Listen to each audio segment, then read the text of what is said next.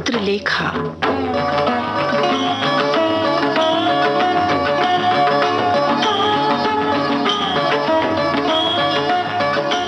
प्रतिष्ठित कथाकार भगवती चरण वर्मा की लेखनी से जन्मा हिंदी का एक बहुचर्चित उपन्यास चित्रलेखा।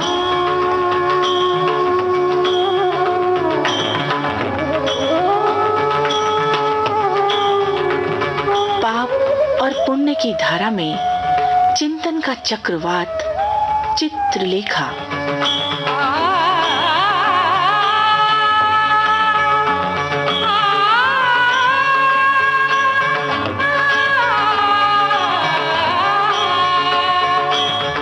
पिछली 4 कड़ियों में इस उपन्यास के मुख्य पात्रों से हमारा परिचय हो चुका है।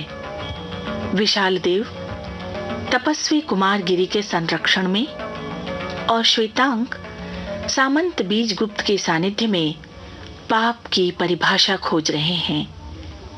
आज हम ब्रह्मचारी श्वेतांक के मन आंगन में प्रवेश करेंगे और देखेंगे कि वहां कैसी उथल पुथल है।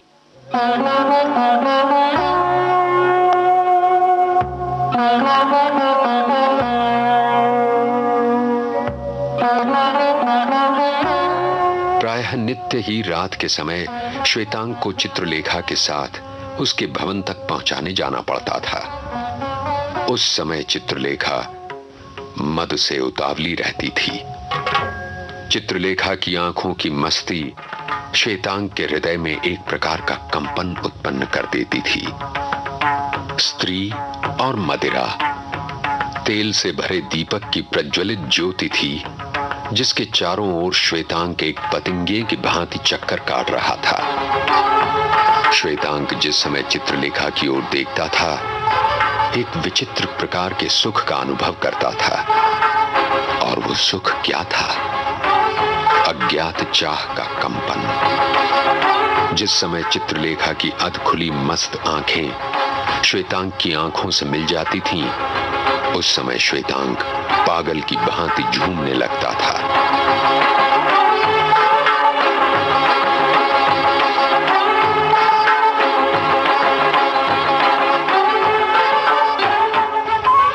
बीजगुप्त के भवन में श्वेतांक की गणना बीजगुप्त के छोटे भाई की तरह होती थी। बीजगुप्त के सेवक श्वेतांक को अपनी ही कोटिका न मानते थे। वे बीजगुप्त की भांति श्वेतांक को अपना स्वामी समझते थे। भोग विलास के समस्त साधन श्वेतांक के सामने उपस्थित थे। नगर के प्रभावशाली व्यक्तियों से उसका परिचय हो गया था। एक गहरे अंधकार से निकलकर श्वेतांक एक आलोकमय संसार में आ पड़ा था। इसीलिए अपनी स्थिति पर वो स्वयं ही विश्वास न कर सका। पर धीरे धीरे वो परिस्थितियों के अनुकूल होने लगा। उसे अनुभव हुआ कि वो संसार में ही है, पाप और पुण्य के बीच में है। वासनाओं का उसके चारों ओर जमघट है। उसको ये विदित हो गया कि वो संसार की लहरों में बह रहा है।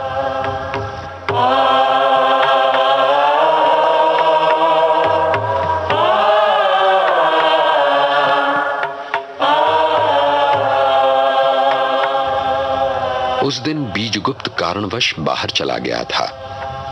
काम इतना आवश्यक और अचानक आ पड़ा था कि बीजगुप्त संध्या के समय न लौट सका। निर्धारित समय पर चित्रलेखा का रथ बीजगुप्त के द्वार पर रुका। श्वेतांक ने चित्रलेखा का स्वामी से रिक्त गृह में स्वागत किया। दोनों बीजगुप्त की बैठक में गए।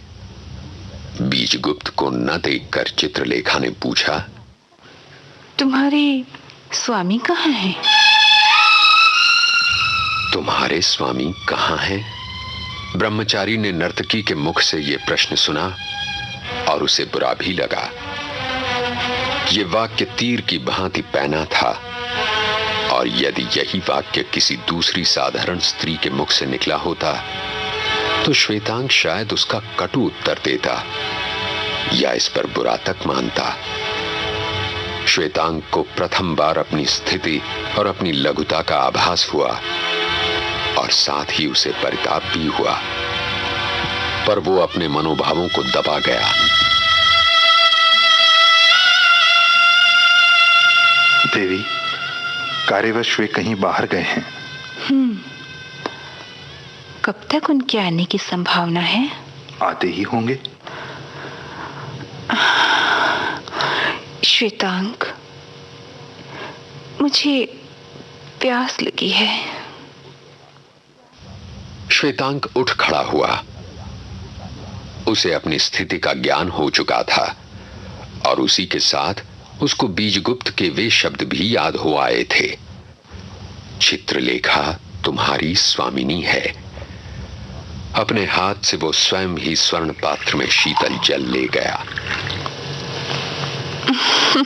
श्वेतांक, तुम निरे बालक हो। देवी, कौन सी भूल हुई है? श्वेतांक, तुम अब भी नहीं समझ सके। पिपासा तृप्त होने की चीज नहीं। आग को पानी की आवश्यकता नहीं होती, उसे घृत की आवश्यकता होती है, जिससे वो और भड़के। जीवन एक अविकल पिपासा है, उसे तृप्त करना जीवन का अंत कर देना है। मुझे जल की आवश्यकता नहीं, मुझे मदिरा चाहिए। शायद मुझे पाटलिपुत्र की सर्वसुंदरी स्त्री का शिष्य होना पड़ेगा देवी।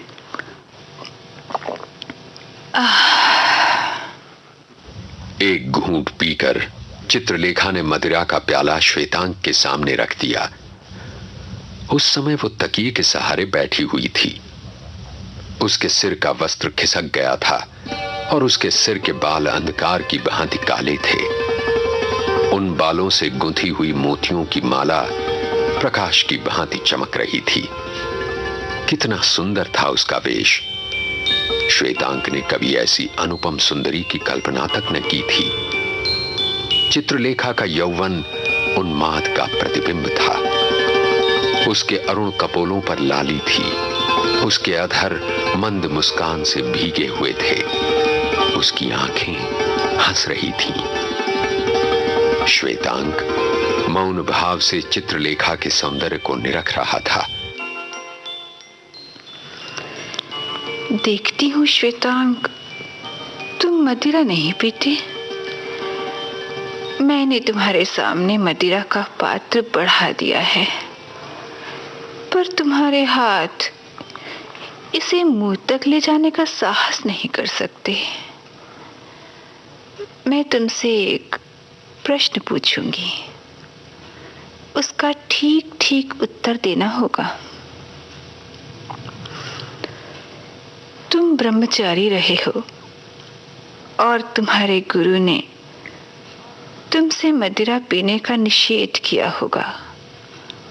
इसका कारण मैं जानना चाहती हूँ।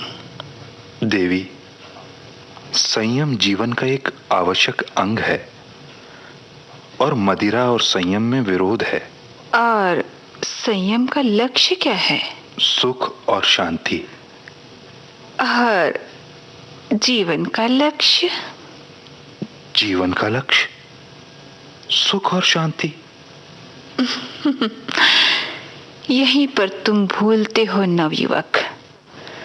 सुख तृप्ति और शांति अकर्मण्यता, पर जीवन अविकल कर्म है, ना बुझने वाली पिपासा है। जीवन हलचल है, परिवर्तन है, और हलचल तथा परिवर्तन में सुख और शांति का कोई स्थान नहीं।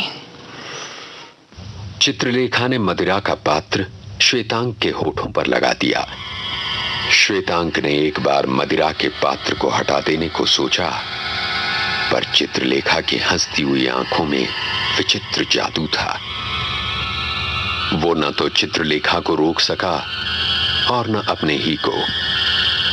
मदिरा उसके गले के नीचे उतर गई।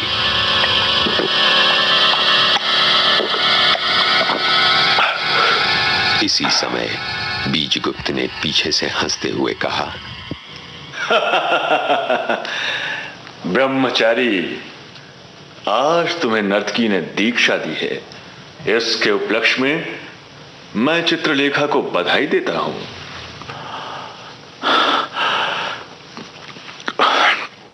श्वेतांक मोह निद्रा से एकाएक चौंक उठा। बीजगुप्त की हंसी ने उसकी भूल का आभास करा दिया। उसने चित्रलेखा की ओर देखा और फिर बीजगुप्त की ओर। इसके बाद उसने मस्तक नीचा कर लिया। बीजगुप्त हंसता हुआ वस्त्र बदलने चला गया। बीजगुप्त के जाने के बाद श्वेतांक ने चित्रलेखा से कहा, देवी, आज तुमने मेरी साधना चूर चूर कर दी। तुमने ये क्यों किया? तुमने मेरे हृदय में एक ज्वाला प्रज्वलित कर दी है। किस लिए? देवी, मेरे जीवन में तुम पवनडर बनकर एकाएक क्यों आ पड़ी?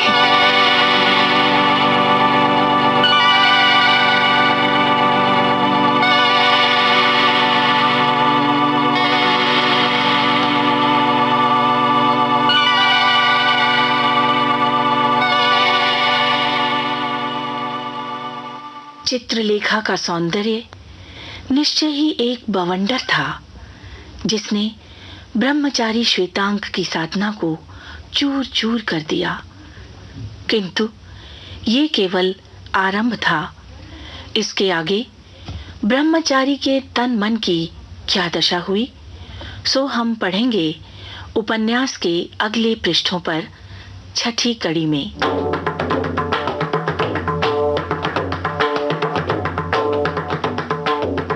आज की कड़ी में जो पात्र हमारे सामने आए वे थे चित्रलेखा, श्वेतांक और बीजगुप्त, और इन्हें अभिनीत करने वाले कलाकार थे दिशी दुग्गल, अमरकांत और कमल शर्मा। उपन्यास चित्रलेखा के सूत्रधार हरीश भीमाणी।